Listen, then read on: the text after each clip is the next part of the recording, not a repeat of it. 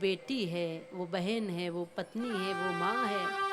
ये सीता है वाल्मीकि की है रामायण की प्रेरणा, कुंती सुभद्रा द्रौपदी ऋषिव्यास की है वंदना, अनुसुईया सुलभा गार्गी मैत्रेयी व ब्रह्मवादिनी, कर्मवती ये पद्मिनी है अग्निपथ की गामिनी, और श्रद्धा इड़ा प्रसाद की है मैथिली की उर्मिला, तप त्याग की प्रतिमा है ये है बुद्ध की ये यशोधरा, और नाटक में उपन्यास में काव्य के विनोद में पलता रहा भविष्य है सदा ही इनकी गोद में।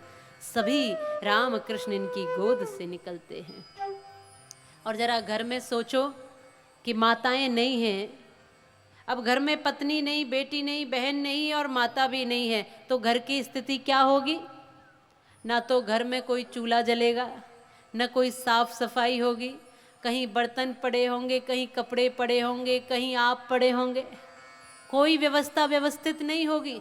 10 पुरुष एक घर में हो और अकेली एक माता भी है तो वो पूरे घर को व्यवस्थित करती है। इसलिए कहा कि गृहिणी गृह मुच्यते, गृहिणी ही घर कहलाती है, बिना गृहिणी के घर की शोभा नहीं होती। एक बार ऐसा हुआ कि एक मित्र के यहाँ कोई मित्र पहुंचा, सुबह से चला था, शाम को पहुंचा, घर में इसके कोई था नहीं, न बहन थी, बेटी, पत्नी, माता कोई भी नहीं थी, अकेला ही बंदा था। अब मित्र आ गया,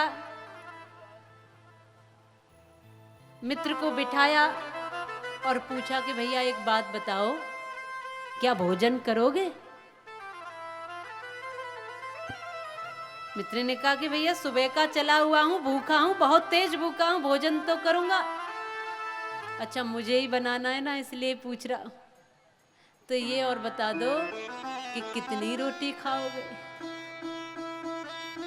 अब माताएं घर में कभी ऐसा पूछती हैं क्या? आपके अतिथि आ जाएं तो कि भाई पूछो कितनी रोटी खाएगा? ये कहता है मुझे ही बनानी है इसलिए बता दो कितनी रोटी खाओगे। तो कहा कि भाई भूख तो बहुत लगी है, पेट का तो पता नहीं है, पर अंदाज से कह रहा हूं 4 रोटी खा लूंगा। 4 रोटी?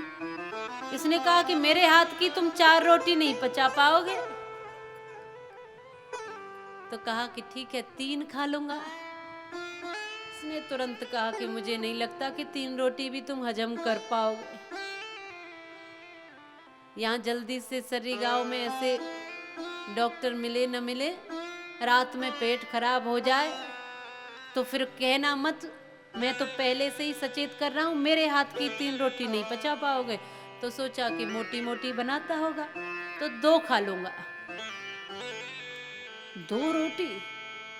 देखो मित्र का काम होता है मित्र का हित करना, इसलिए कह रहा हूं कि मेरे हाथ की 2 रोटी भी तुम नहीं पचा पाओगे। 2 रोटी तुम खाने, मुझे तुम्हारा शरीर देखकर लगा है कि तुम 2 रोटी नहीं खा पाओगे। इस व्यक्ति ने सोचा कि हो सकता है 1 किलो के आटे की 1 ही न बना देता हो, बहुत ज्यादा मोटी मोटी बनाता होगा। तो कहा कि भैया ठीक है सब बात छोड़, 1 रोटी खा लूंगा, 1 रोटी बना दे।